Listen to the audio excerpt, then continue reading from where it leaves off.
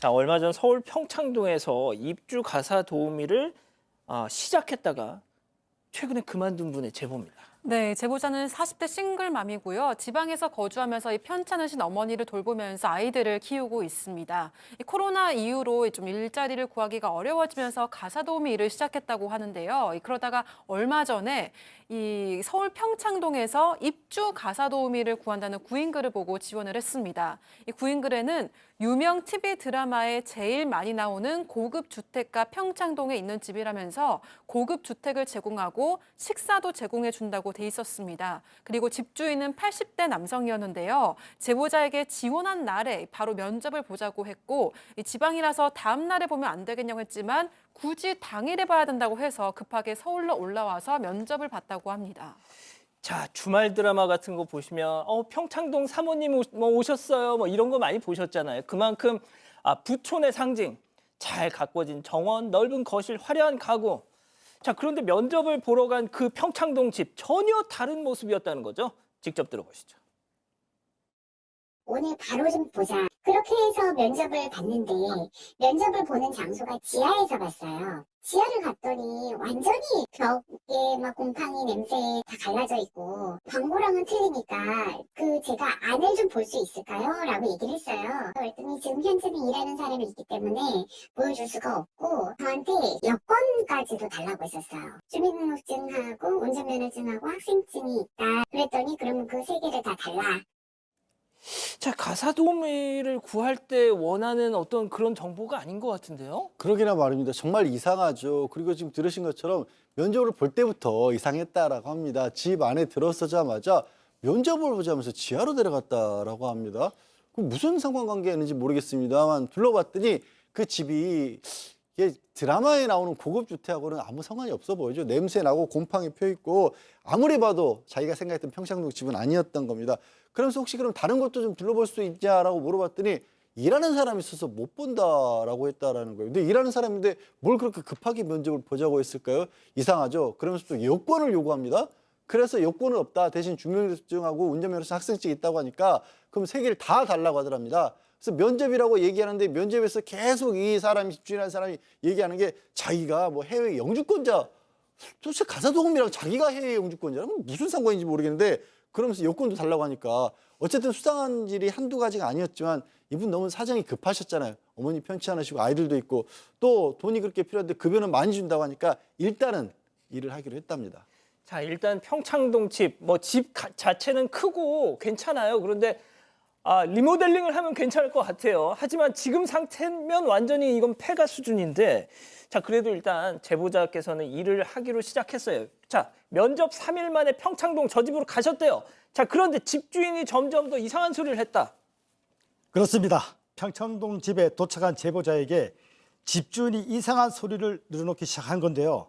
처음에 본인은 결혼을 했고 아내도 있다고 하더니 갑자기 말을 바꿔서 한 번도 결혼한 적이 없다고 했답니다. 그러면서 서울에 건물도 있는 건물주라고 재력을 가시하더니 얼마 전에는 20대와도 만났었다는 말을 했다고 합니다.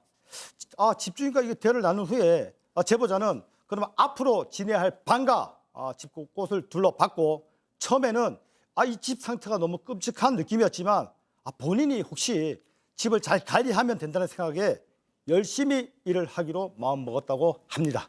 자, 그러던 어느 날 집주인한테 이런 제안을 받았다고 합니다. 체크포인트 짚어보죠. 친하게 지내면 월 1,000만 원씩 줄게. 자, 제보자와 집주인의 대화 내용 직접 들어보시죠.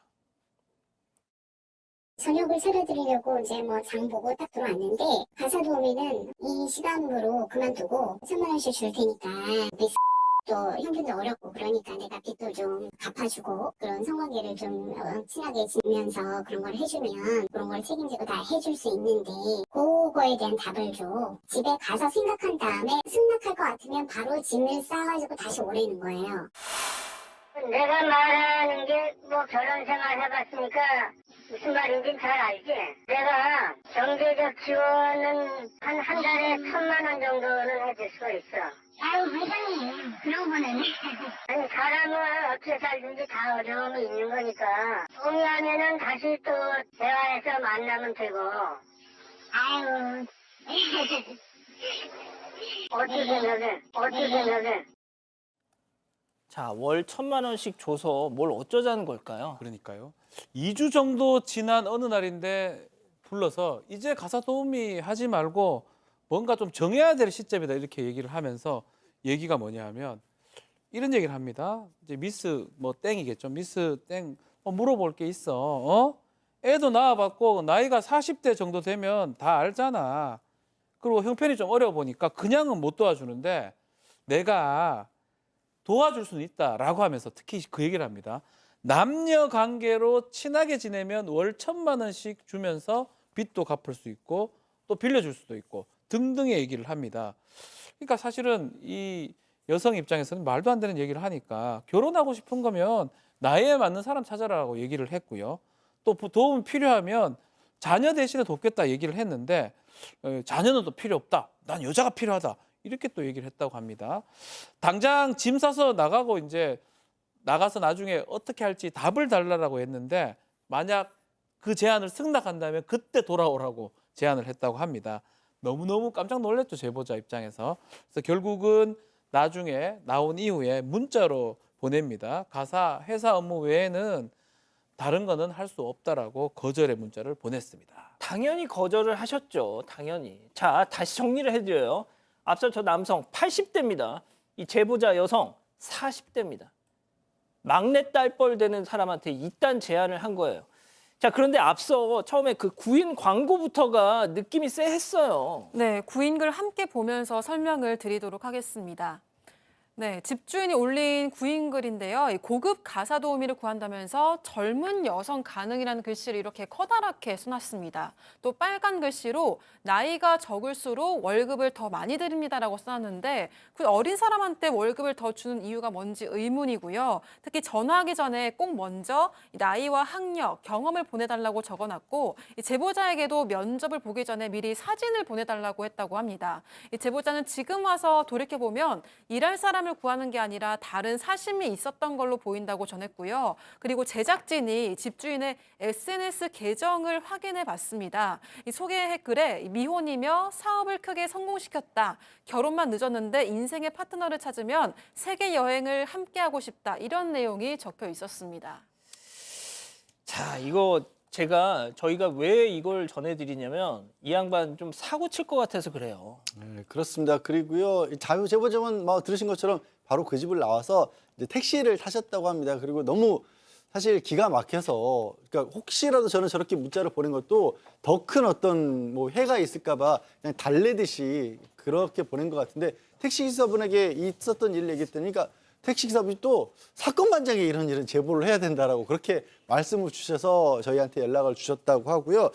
이거 사실 아신대요, 제보자분도. 이것만으로 형사처벌 대상까지는 다행히 어떤 뭐 신체 접촉이나 이런 건 시도하지 않았기 때문에 형사 어떤 처벌을 받을 수 있는 건 아니다고 하는 건 아시지만 저거 혹시라도 자기처럼 급한 마음에 상황이 맞아요. 안 좋아서 맞아. 저거 그냥 눈 감고 한번 들어가 볼까 하는, 그래서 맞아요. 피해자 나올까 봐 여기에 또 제보를 주셨다고 하고요.